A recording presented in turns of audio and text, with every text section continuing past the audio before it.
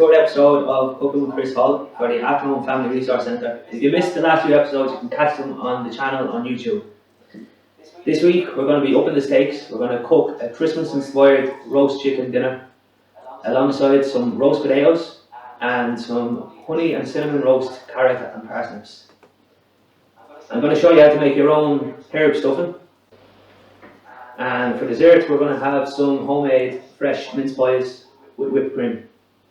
I have fresh mincemeat already made. For the mince pies, you can get your pastry in most supermarkets, but I'm going to show you how easy it is to make your own homemade one today. So let's get cracking. Let's make the pastry for the mince pies. This is a sweet, short crust pastry, almost like a cake. It is quite important to get the quantities for a good pastry, so I'll weigh out the ingredients.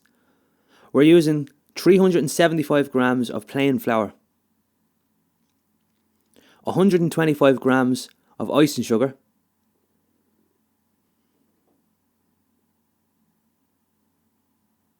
next we need to weigh out 260 grams of unsalted butter,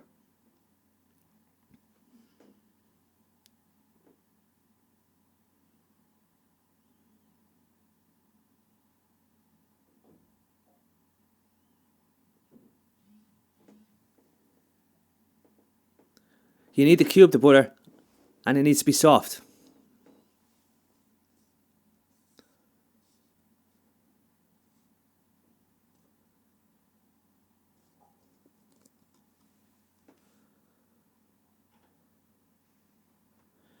You need to sieve the flour and icing sugar to get all the lumps out.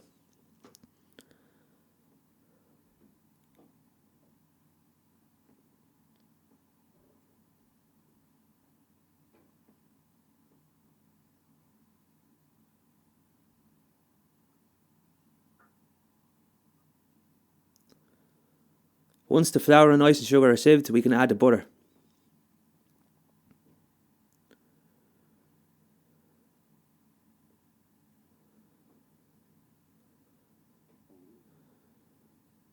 Work in together and rub into a crumb.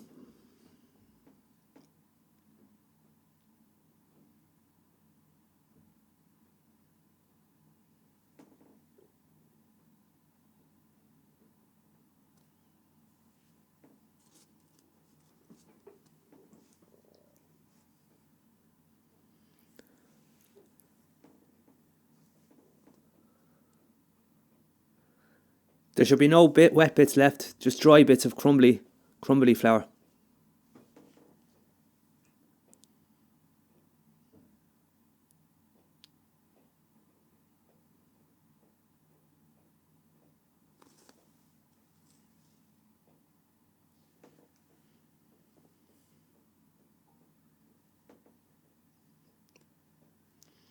Next we need to whisk 2 eggs.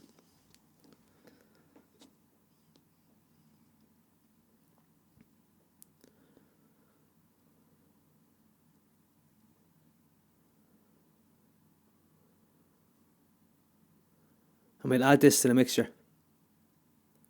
2 tablespoons of cold water. Then use your hand to form it all together.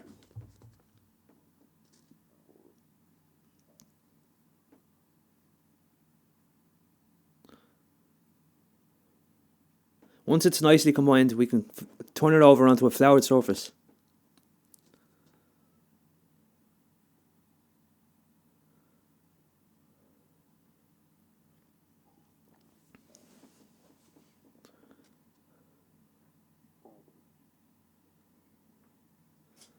We need to work it together until it forms a smooth ball.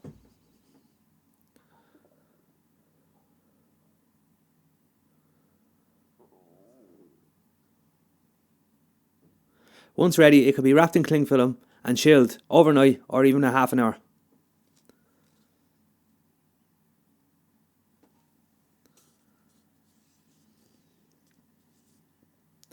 Next, onto the stuffing.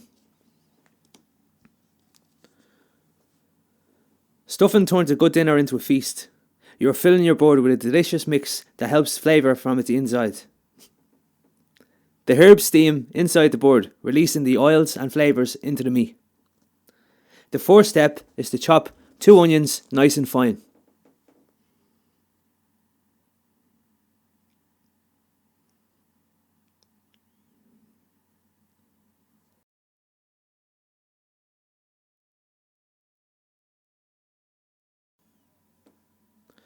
Pop a pan onto the heat with some oil and add some onions.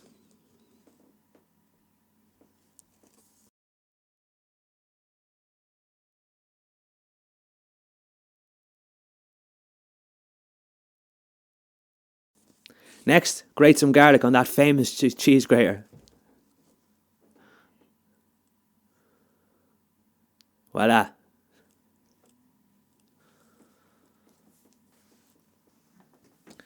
Next, onto the herbs.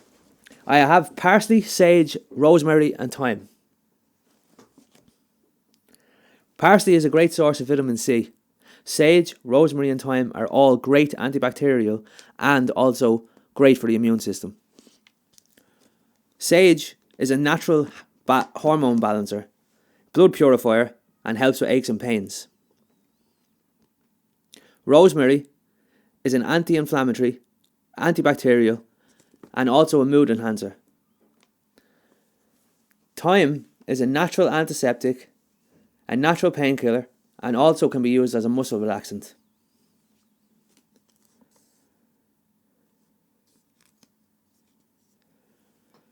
Pulling the thyme off the leaves, make sure it's chopped finely.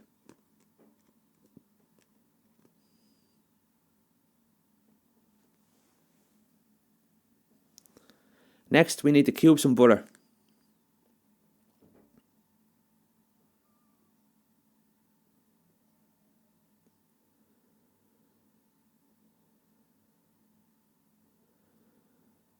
After 5 minutes, your onions should be nicely sweated off.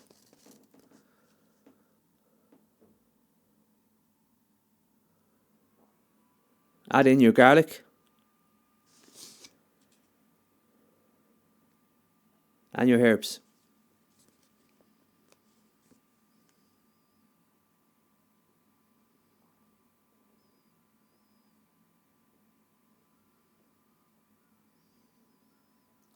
In with the butter and let it melt.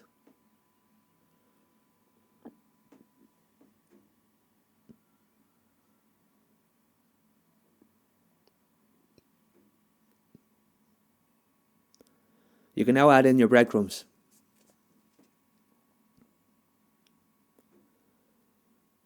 If you've got any bread left over in the house, you can always grate it to make your own breadcrumbs or buy them in the shop.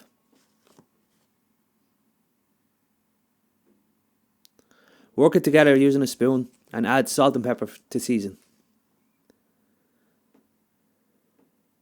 Once done, we can leave it to cool in a bowl. Next, onto the chicken. For this, I'm going to roughly chop some celery, onion and carrots. It doesn't matter what way you cut them, just once they're cut evenly. This is going to act as a trestle for the bird to sit on, letting the juices fall to the bottom.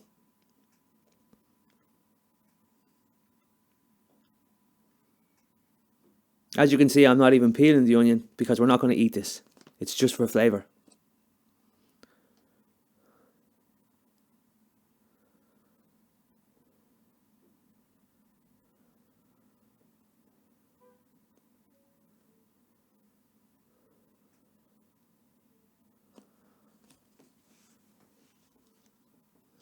Once in with the holy trinity of veg, you can add whatever you have lying around in regards of herbs and spices. I'm going to use some garlic and some herbs that I have left over from the stuffing.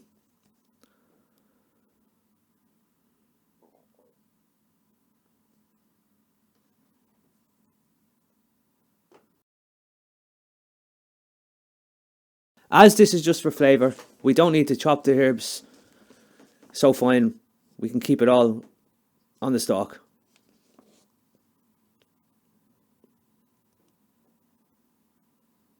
And that's our trestle.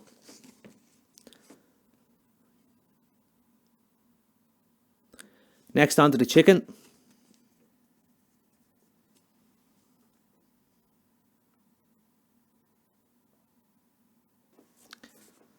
Now open up your chicken, cut the strings, and the stuffing should be cooled enough to form into large balls to stuff the chicken.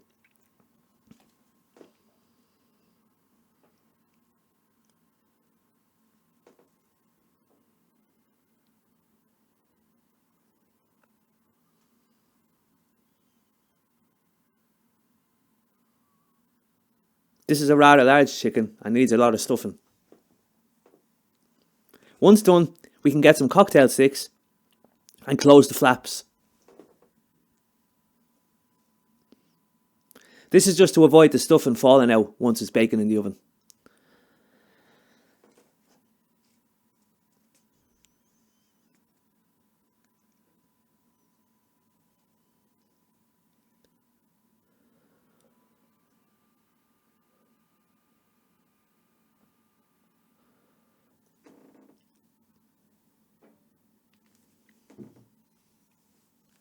Once the board is sealed up, it can be added onto your trestle. Next, we're going to add a good dollop of oil, making sure to rub it in everywhere as this helps the skin get crispy. We're going to cook this board at 180 degrees. When cooking a board, the general rule is for every 500 grams you give it half an hour. This board is 1.5 kilos. We're going to cook it for an hour and a half and then an extra 25 minutes. Next, onto the spuds. We're going to use 1 or 2 spuds per person. If you don't have a magic peeler like me, you can always get the kids to help.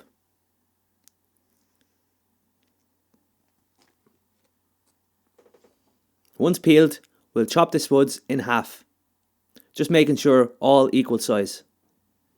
Into a pot of cold water with salt.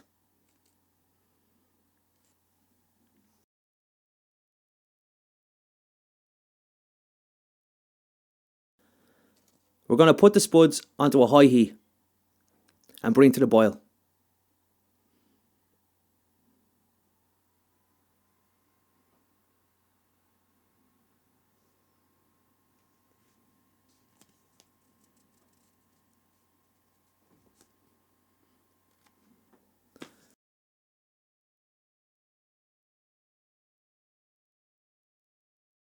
Keeping your knife sharp avoids nasty accidents and makes the whole cutting process a lot easier, but please be careful.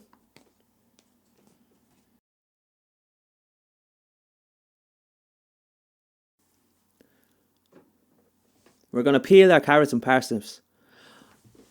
I'm using 1 carrot per person and 1 parsnip for 2 people, depending on the size.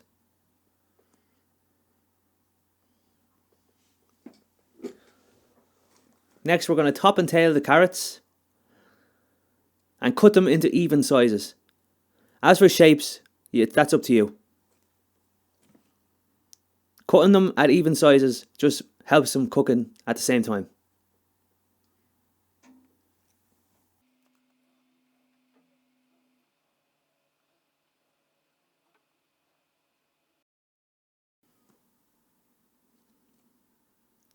We're going to add some Christmas cheer with a sprinkle of cinnamon and a squirt of some honey.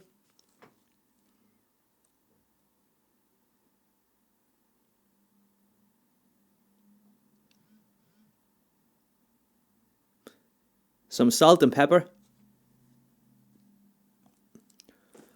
Holding 2 fingers over the oil allows you to control the flow for an even distribution. Mix the veg very well, and these can be baked at 180 degrees for 45 minutes.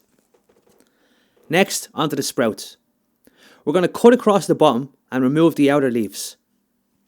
Then cut across about 1 centimetre into the bottom of each sprout. This allows them to cook inside before the outside goes soggy.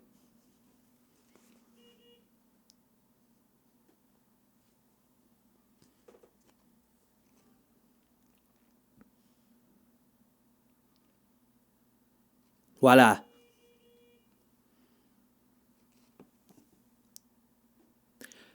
The potatoes have been boiling for about 20 minutes.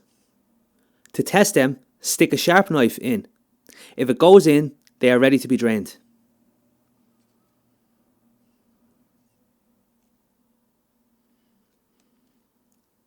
Once drained, we can put them back onto the heat to dry them out somewhat more.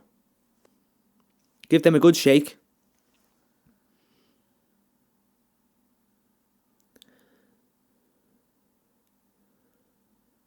Then we're going to add some paprika.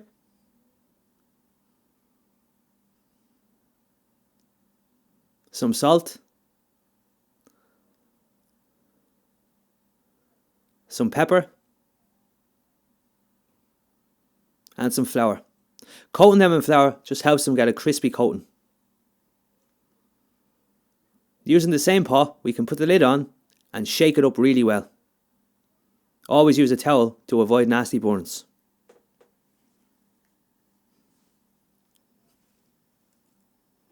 Onto a baking tray.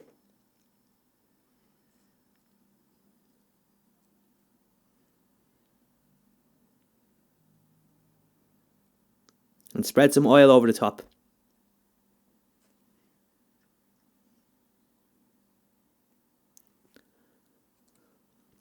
These can be baked in the oven for 45 minutes.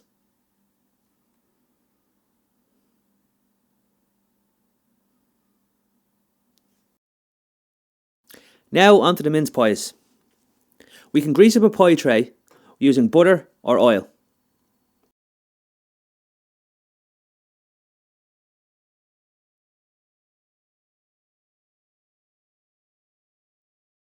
Onto a floured surface, we can roll out our dough. Make sure the rolling pin is good and floured up too. Working it gently, turning occasionally.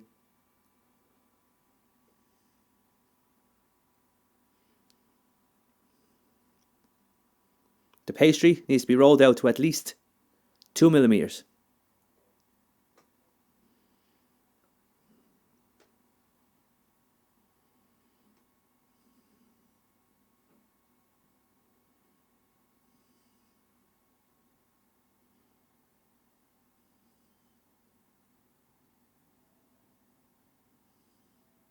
Using a 12mm pastry cutter, you can cut out some rings.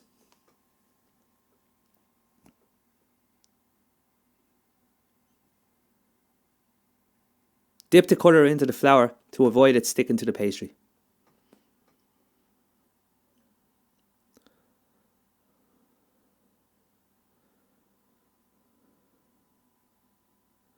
For a smaller ring, we're going to use a 10mm ring.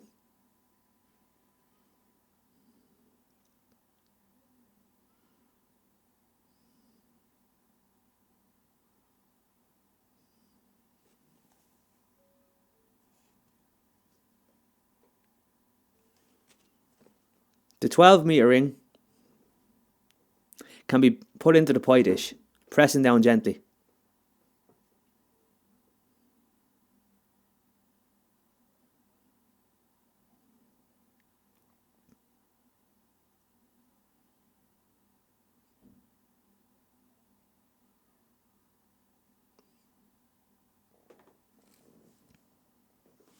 You can get a range of different pie fillings from 99¢ all the way up to this good quality one which has low sugar for €5.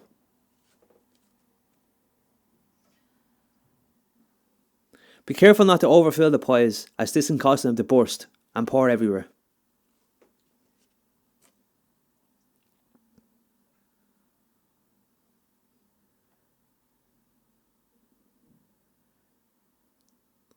Once filled, we can use the smaller discs to cover the top.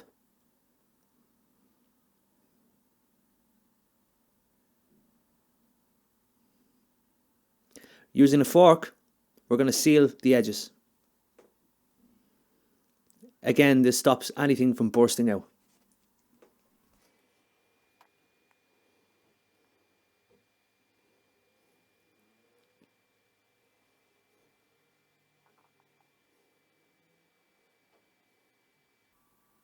Once sealed, we're going to beat an egg and brush over to the top. These can be baked at 180 degrees for 25 minutes.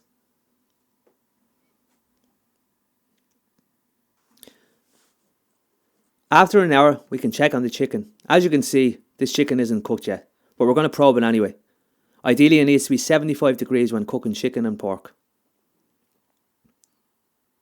We're going to add water to the trestle just to add more juices for when cooking the gravy.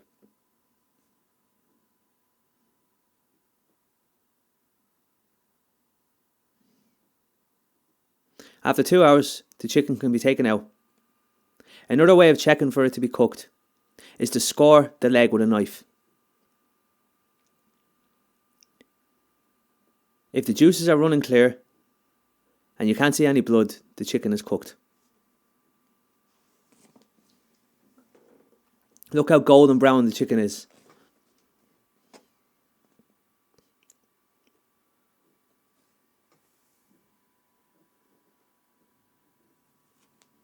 The chicken can be lifted off at this stage and let rest on a plate.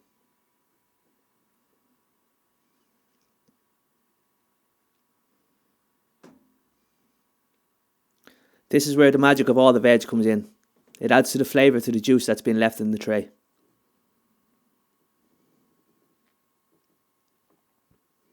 Now onto the gravy. Add in 4 heaped teaspoons of your favourite gravy to a pot.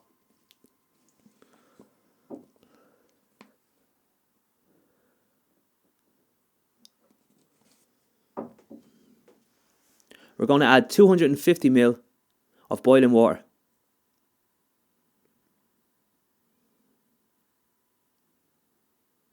Using a strainer,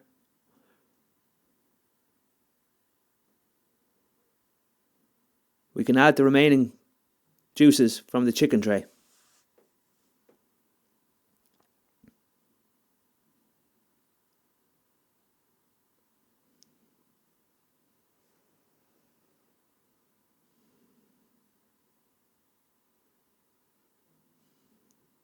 Mix all together for a perfect gravy.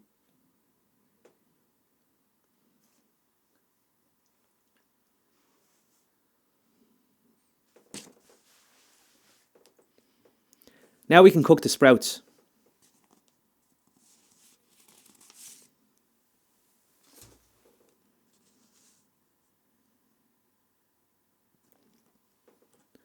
These go into boiling water. When vegetables grow above ground, they're added to boiling water. When it's root veg, you always cook them in cold water and bring to the boil.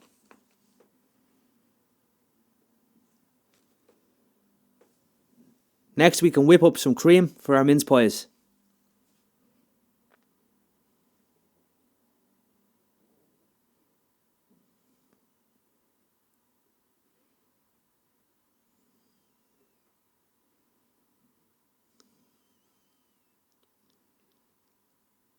Our mince pies are ready to come out of the oven.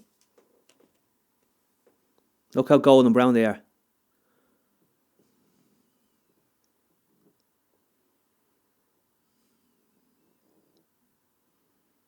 Once cooled, we can arrange them on the plate.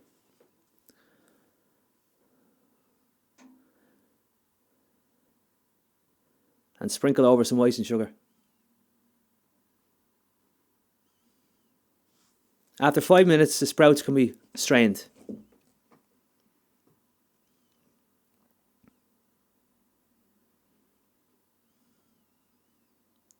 Into a serving bowl, and we can season them with salt and pepper.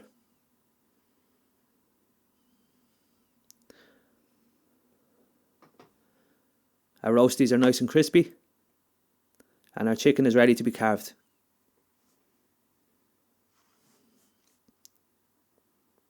Letting the chicken rest avoids it from breaking up when slicing.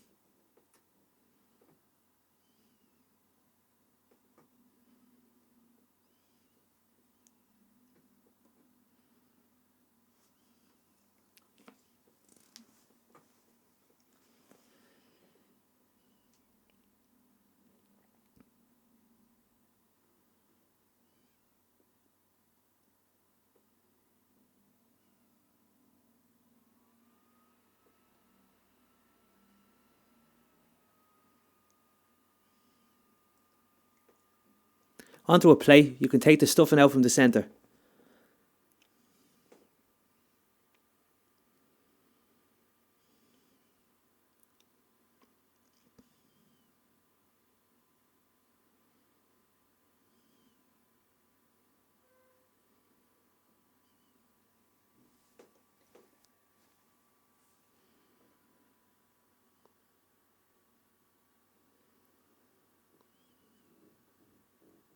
And there you have it.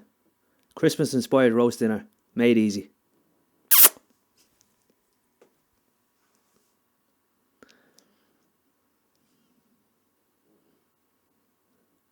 And mince pies for dessert.